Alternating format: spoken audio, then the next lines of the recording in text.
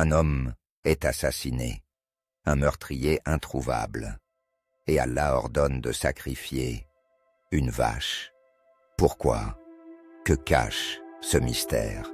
Avant de commencer cette histoire bouleversante, remplie de sagesse et de leçons pour nos cœurs, permets-moi, cher frère, chère sœur, de te rappeler une chose précieuse. Si tu aimes les récits profonds, les histoires tirées du Coran et de la vie des prophètes, racontées avec passion, foi et précision, alors abonne-toi dès maintenant à cette chaîne. C'est un simple clic pour toi, mais un grand soutien pour ce projet qui a pour but d'éveiller les consciences, nourrir les âmes et rapprocher les cœurs d'Allah. Et surtout, avant de poursuivre, prenons tous quelques secondes pour accomplir un acte d'amour et de foi. Envoyons nos salutations au meilleur des hommes, à notre modèle, notre guide, notre bien-aimé prophète Muhammad. Que la paix et les bénédictions d'Allah soient sur lui.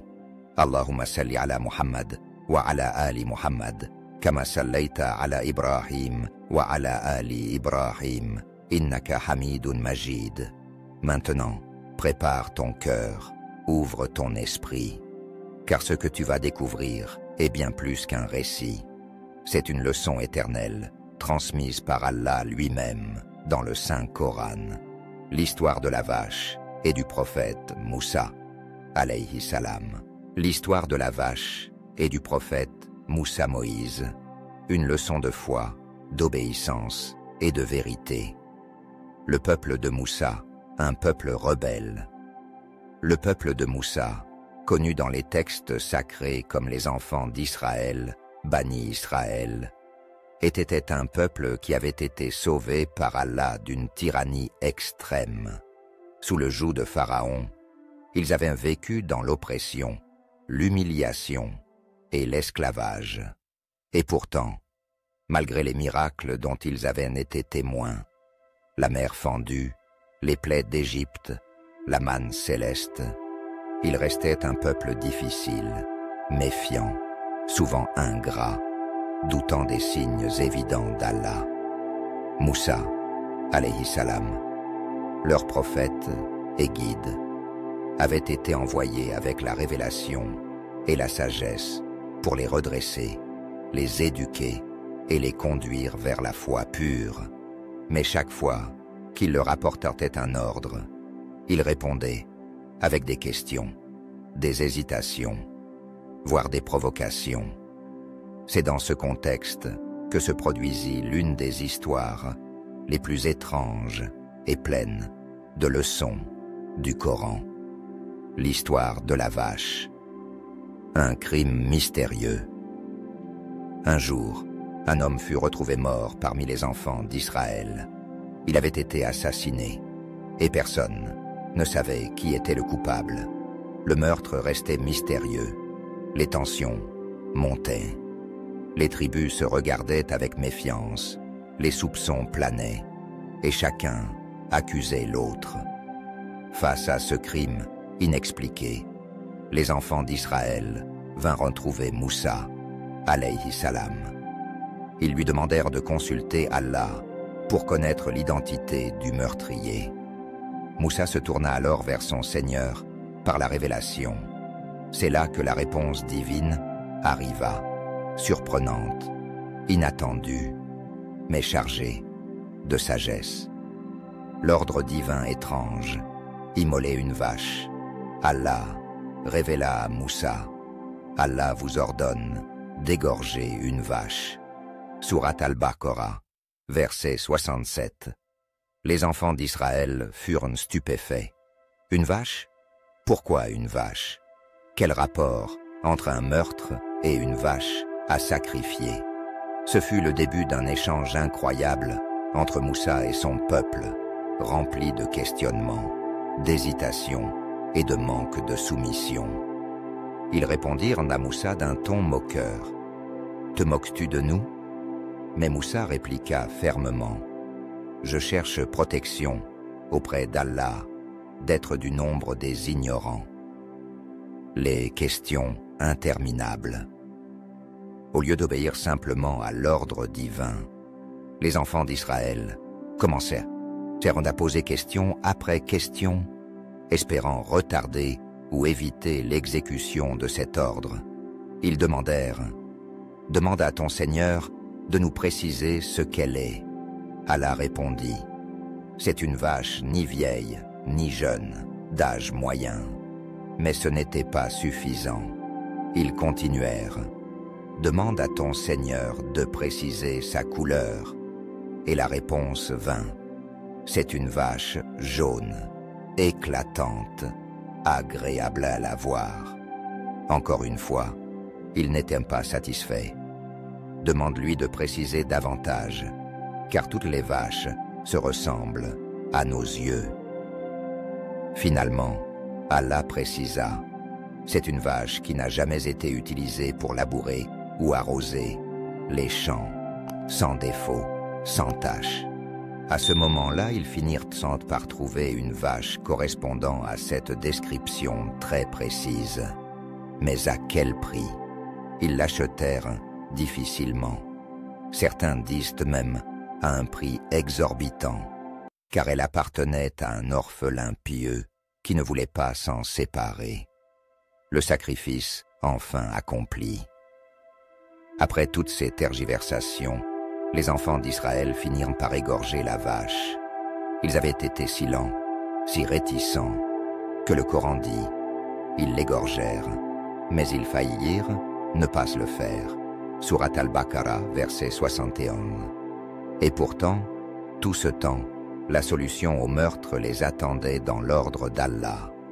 Moussa leur dit ensuite, sur l'ordre de Dieu, « Frappez le mort avec un morceau de cette vache. » Ils obéirent, et soudain, le mort reprit vie. Il se releva devant tous et pointa du doigt son meurtrier. Le coupable fut ainsi clairement désigné, sans discussion, sans faux témoignage. C'était le miracle d'Allah. Par ce geste, il montra son pouvoir sur la vie et la mort. Il montra aussi à quel point l'obéissance aveugle à ses ordres, même quand on ne comprend pas le pourquoi, peut apporter des vérités insoupçonnées. Les leçons de l'histoire. Cette histoire n'est pas un simple récit historique. Elle est chargée de leçons profondes. L'importance de la soumission totale à Dieu. Même quand un ordre semble étrange ou incompréhensible, la foi consiste à faire confiance à la sagesse d'Allah. La méfiance excessive peut conduire à la perte, en posant trop de questions. Les enfants d'Israël ont failli perdre la chance de résoudre le meurtre. Leur cœur était dur, rempli de doutes. Allah est capable de ressusciter les morts. C'est un signe clair du pouvoir divin pour ceux qui doutent de la résurrection. Les miracles ne suffisent pas à ceux qui ont un cœur dur. Malgré tout cela, beaucoup parmi eux ne crurent toujours pas pleinement et continuèrent à rejeter certains ordres divins. Un cœur plus dur que la pierre. Dans les versets qui suivent ce récit dans la sourate al-Baqarah, Allah dit « Puis vos cœurs s'endurcirent après cela. Ils sont comme des pierres ou même plus durs encore. » C'est une réprimande puissante. Un cœur qui refuse de voir la vérité, malgré les signes, devient insensible à la lumière divine. Et c'est le cas de ceux qui refusent de l'obéissance à Allah, tout en demandant des preuves à répétition. Pourquoi une vache? Pourquoi Allah a-t-il choisi spécifiquement une vache pour ce miracle? Les savants expliquent que ce choix n'est pas anodin.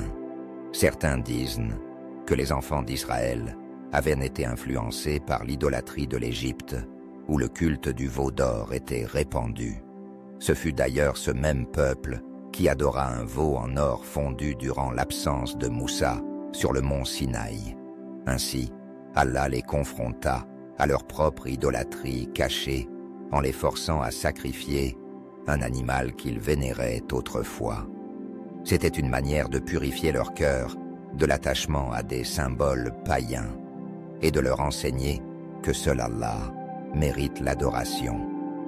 Une leçon pour toutes les générations. Ce récit est tellement fort qu'Allah a donné à toute une sourate du Coran le nom de Al-Baqarah, la vache. Elle est la plus longue sourate du Coran et elle commence justement par des rappels aux enfants d'Israël, à leur histoire et à ce récit. Car cette leçon ne s'adresse pas seulement à eux, mais à tous les croyants, jusqu'au jour du jugement. À nous tous. Combien d'entre nous demandent des signes, posent des questions, sans fin, hésitent à obéir et cherchent à négocier avec la foi. Cette histoire est un miroir pour notre propre foi, notre propre soumission, notre propre confiance en Allah. La foi véritable, c'est l'obéissance sans condition. L'histoire de la vache nous enseigne une vérité éternelle. La vraie foi, c'est obéir à Allah même quand on ne comprend pas, même quand cela semble absurde à notre esprit humain limité, car la sagesse divine dépasse notre compréhension. Et c'est dans cette obéissance, cette soumission humble, que se trouve la lumière, la paix, la justice et la vérité. Qu'Allah nous accorde des cœurs obéissants, soumis, remplis de foi, qui ne cherchent pas 1000 excuses pour retarder l'ordre divin, mais qui se hâtent à répondre. Nous avons entendu et nous avons obéi.